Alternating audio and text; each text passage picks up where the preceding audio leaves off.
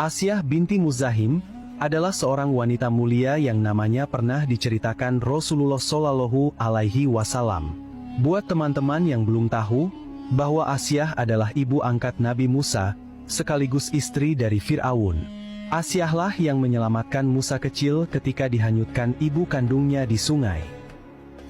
Rasulullah Shallallahu Alaihi Wasallam pernah bersabda, pemuka wanita ahli surga ada 4. Ia adalah Maryam binti Imron, Fatimah binti Rasulullah, Khadijah binti Khuwailid, dan Asyah istri Fir'aun. Hadis riwayat Hakim dan Muslim.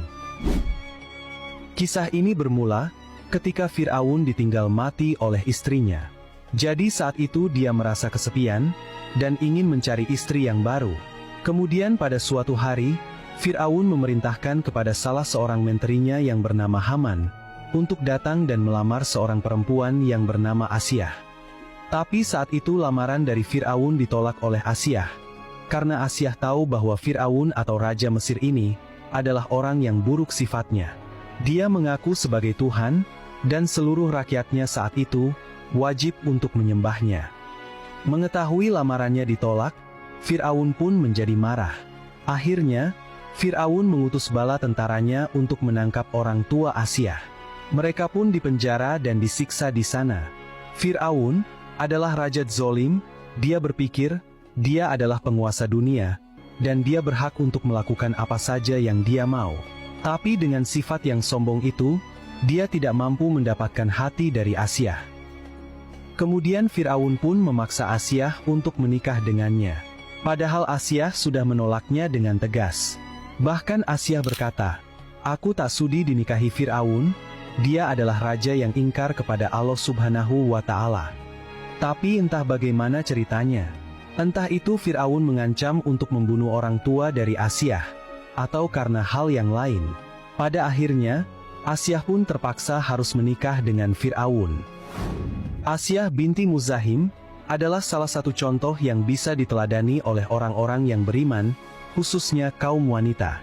Hubungan antara Asyah dan Fir'aun yang kafir tidak menjadi mudorot bagi Asyah sedikitpun. Karena Asyah memanglah memisahkan diri dengan suaminya dalam kekafiran. Lantas bagaimana saat Fir'aun menggauli istrinya? Apakah Asyah menolak permintaan suaminya yang zalim itu? Dalam sebuah kisah disebutkan, ketika malam saat Fir'aun ingin menggauli istrinya, saat itu datanglah sosok iblis perempuan yang menjelma sebagai wujud Asyah. Sebenarnya, setiap kali Fir'aun menggauli istrinya, itu bukanlah sosok Asyah istri Fir'aun yang sesungguhnya, karena kemuliaan wanita yang menjadi istri Fir'aun ini sudah dijaga oleh Allah Subhanahu wa Ta'ala, agar tidak disentuh kesuciannya oleh penguasa, sekaligus raja zolim seperti Fir'aun. Dan Allah membuat perumpamaan bagi orang-orang yang beriman. Istri Fir'aun ketika dia berkata, "Ya Tuhanku, bangunkanlah untukku sebuah rumah di sisimu dalam surga, dan selamatkanlah aku dari Fir'aun dan perbuatannya, dan selamatkanlah aku dari kaum yang zolim." Al-Quran Surat At-Tahrim ayat 11. Teman-temanku seiman, Asyah merupakan seorang wanita yang secara diam-diam beriman kepada syariatnya Nabi Musa alaihissalam. Asyah ini pula menyembunyikan keimanannya di hadapan Fir'aun. Karena di waktu itu, Fir'aun ini mengaku Tuhan yang wajib disembah oleh semua orang. Fir'aun, suaminya ini terkenal kejam dan akan melakukan apapun untuk seseorang yang tak mau menyembahnya. Pantas saja kalau Asyah ini menyembunyikan keimanannya, karena dikhawatirkan apabila suaminya tahu, maka nyawanya akan terancam.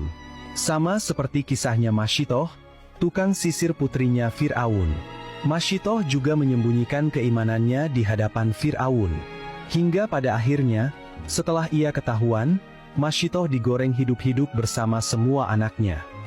Nah, Asyah ini juga sama, ia beriman kepada Allah Subhanahu wa Ta'ala, dan tidak memberitahu hal tersebut kepada suaminya Fir'aun.